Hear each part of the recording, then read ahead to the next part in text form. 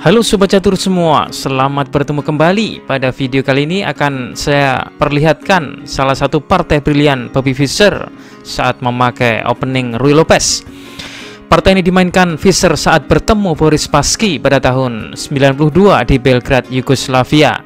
Partai ini menarik di mana ia menggunakan Ruy Lopez, sebuah pembukaan yang dikenal karena strateginya yang rumit. Dengan gaya berani, Fischer setiap gerakan mengungkapkan pelajaran yang menawan. Jadi bersiaplah untuk melihat keindahan partainya karena akan banyak tersimpan rahasia di balik pertahanan Ruy Lopez. Baiklah, Bobby Fischer yang memegang putih memulai permainan dengan pion E4. Spassky membalas pion E5, kuda F3 dikembangkan sambil menekan pion pusat hitam yang langsung dibela dengan kuda C6. Selanjutnya gajah B5 yang menandai Ruy Lopez. Gerakan ini menyerang kuda yang melindungi pion pusat. Ancaman ke kuda ini hanya sebuah ilusi karena apabila mengambil maka hitam akan merebutnya kembali dengan pion D, dan apabila kuda makan pion pusat maka menteri akan ke D4 yang menyerang sekaligus pion dan kuda putih. Hitam akan berbalik mengendalikan permainan. Oke, di sini Spassky A6 menyerang gajah. Dan di sini Fischer memutuskan menukar gajah dengan kuda hitam. Spassky merebut kembali dengan pion D, sekaligus memperoleh tempo dengan terbukanya perkembangan gajah dan menterinya. Fischer melakukan rokade dan Spassky membela pion pusatnya dengan langkah F6. Spassky berani melakukan langkah ini karena jika putih melakukan langkah pengorbanan, kuda makan pion. Setelah pion makan dan menteri melakukan skak ke H5, putih tidak akan berhasil karena raja ke D7. Oke, kita kembali ke permainan. Fischer dengan langkah agresif memainkan D4, menerkam di tengah. Spassky menerima tantangan dan Fischer merebut kembali dengan kuda C5 yang menyerang kuda yang memaksa kuda mundur ke B3. Ini membuka file D sehingga kedua menteri bertatap muka. Di sini Spassky memutuskan menukar menteri dengan menteri, benteng merebut. Sekarang putih memiliki struktur buah yang lebih aktif, tetapi tanpa menteri di dalamnya terasa lebih sulit untuk membuat serangan dan memanfaatkan keuntungan. Hitam memainkan gajah G4 yang menekan benteng. F3 memblokir, sekaligus menciptakan rantai pion yang lebih solid. Gajah mundur ke E6, Fischer mengembangkan kuda ke C3, dan Spassky mengeluarkan gajah ke D6. Gajah E3 yang menambah serangan ke pion C5 sehingga dipertahankan dengan B6.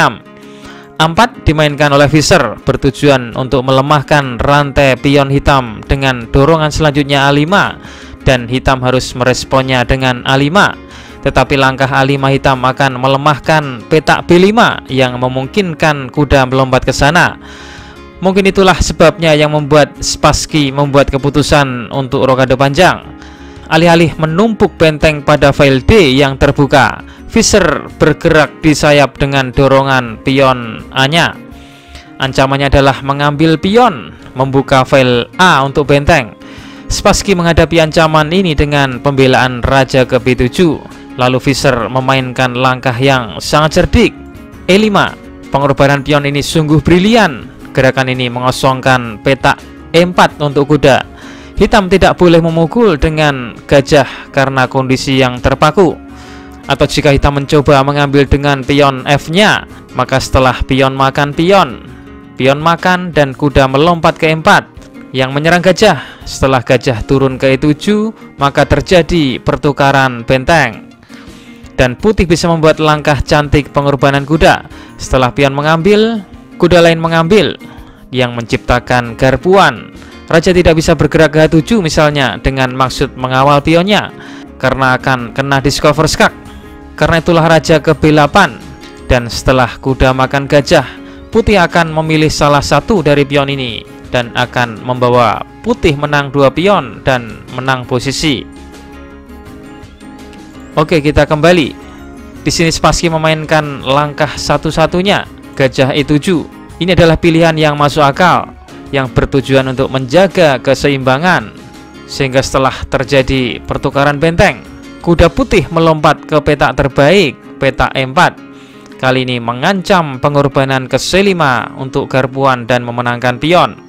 Raja C6 mengeluarkan raja dari potensi garpuan. Fischer memanfaatkan kesalahan hitam ini dengan mengambil pion hitam B6 dengan pionnya, membuka file A, dan setelah hitam merebutnya kembali dengan pion, kembali putih mengambil pion C5 dengan kuda. Ya, pengorbanan kuda brilian. Apabila di sini pion makan kuda, maka benteng makan pion A6, skak dan mengancam gajah. Apabila raja dituju, maka kuda makan pion C5, skak dan menggarpu gajah. Atau jika raja ke D5, maka benteng skak dan menggarpu gajah. Oke, kita kembali. Di sini Spassky gajah C8 dan Fischer memenangkan pion A6 dengan kudanya. Hitam mati-matian mencoba menjaga keadaan dengan menangkap pion putih E5, dan setelah Fischer memainkan gerakan kemenangan gajah B4 skak, pada titik ini Boris Spassky menyerah. Hitam memiliki beberapa pilihan, tetapi kelanjutan terbaik adalah raja C7. Ini akan memungkinkan benteng untuk menyusup melalui peta A7. Apabila raja ke B8 akan skakmat dengan kuda C6, sehingga gajah harus ke B7 untuk memblokir. Di sini putih akan mengorbankan benteng dengan makan gajah. Setelah raja mengambil, kuda melompat ke D6, skak. Setelah raja C7, kuda ke F7. Dan setelah raja D7, putih akan memenangkan kembali pertukaran setelah merebut benteng. Apabila raja hitam bergerak mendekat dan kuda putih terjebak, putih akan dengan bantuan perwira lain atau dengan pion-pionnya tetap akan memenangkan setidaknya 2 pion. Jawaban asal otak video kemarin, gajah C6. Apabila menteri makan menteri, maka benteng makan gajah skakmat. Atau jika G6, maka benteng makan menteri, putih menang. Oke, kita masuk ke segmen asal otak. Temukan langkah terbaik dari putih untuk memenangkan permainan. Jawaban asal otak ini akan kami tampilkan di video selanjutnya. Selamat menganalisa.